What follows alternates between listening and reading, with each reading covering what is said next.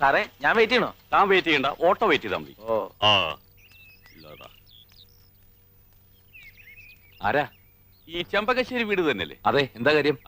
ഞാൻ ബാബ ബ്രദേഴ്സിന്റെ മാനേജറാണെന്ന് വേണമെങ്കിൽ പറയാം, കാര്യസ്ഥനാണെന്നും പറയാം. ഇനി അടിയാളാണെന്ന് പറഞ്ഞാൽ യാതൊരു വിരോധമില്ല. ഏത് ബാബാ പ്രദേശത്തിന്റെ ഏത് മാനേജർ? കാര്യം എന്താണെന്ന് വെച്ചാൽ പറയണം. ഇവിടെ ഒരു കാർ ഉണ്ടായിരുന്നു, വിറ്റു എന്ന് കേട്ടു. അത് ഇപ്പോഴാണ് കേട്ടത്, വിറ്റിട്ട് കാലം കുറയായി.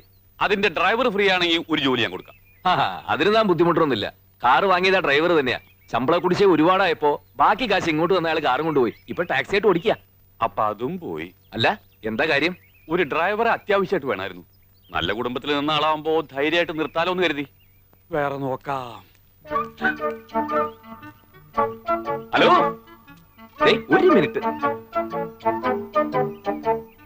ഒന്നിങ്ങൊന്നേ. നമ്മളാരാന്നാ പറഞ്ഞേ? നമ്മളാരാണെന്ന് അറിയില്ല, ഞാൻ ഈശ്വരപിള്ള. അല്ല, ഈ ഡ്രൈവർ ജോലി എന്ന് പറയുമ്പോ സ്ഥിരമായിട്ടോ അതോ താൽക്കാലികമായിട്ടോ? തീരായിട്ട് വേണമെങ്കിൽ തലമുറയായി കൈമാറി ജോലി ചെയ്യാം. എന്ത് കിട്ടും? അസല് നല്ല കിട്ടും. അല്ല, ശമ്പളത്തിന്റെ കാര്യല്ലേ, നല്ല ശമ്പളം കിട്ടും. അതുകൊണ്ടൊരു കുടുംബത്തിന് സുഖമായിട്ട് കഴിയാം. ശമ്പളം കൃത്യമായിട്ട് കിട്ടുമല്ലോ അല്ലേ? നല്ല കഥയായി. ശമ്പളം മാത്രമല്ല, വേറെ പലതും കിട്ടും. ഓ, ഒരാളുണ്ട്, നല്ല കുടുംബത്തിൽ ജനിച്ചയാളാ, ബികോം വരെ പഠിച്ചിട്ടുണ്ട്. അതാണ് പ്രശ്നം. വല്ല 7ാം ക്ലാസ്സോ 8ാം ക്ലാസ്സോ ആണെങ്കിൽ പ്രശ്നമില്ലായിരുന്നു. വലിയ വിദ്യാഭ്യാസമുള്ളവരും നല്ല കുടുംബത്തിൽ പറഞ്ഞവരും മുതലാളിമാർക്ക് ഇഷ്ടമല്ല. എങ്കിൽ ബികോം വരെ പഠിച്ചിട്ടുണ്ടോന്നൊന്നും പറയണ്ട. വല്ല 10ാം ക്ലാസ്സിൽ 3 4 കൊല്ലം തോറ്റാണെന്ന് പറഞ്ഞാൽ മതി. വലിയ കുടുംബത്തിലാണെന്നും പറയണ്ട. വല്ല ഓവർ ബ്രിഡ്ജിനടിയിലാണ് താമസം എന്ന് പറഞ്ഞോ. എങ്ങനെയെങ്കിലും ജോലി കിട്ടിയ ഉപകാരമായി. ആളാരാണെന്ന് പറഞ്ഞില്ലല്ലോ. ഈ ഞാൻ തന്നെ.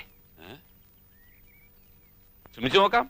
മുതലാളിമാരെ അങ്ങനെ അങ്ങോട്ട് പറഞ്ഞ് വിശ്വസിപ്പിക്കാൻ ബുദ്ധിമുട്ടാ.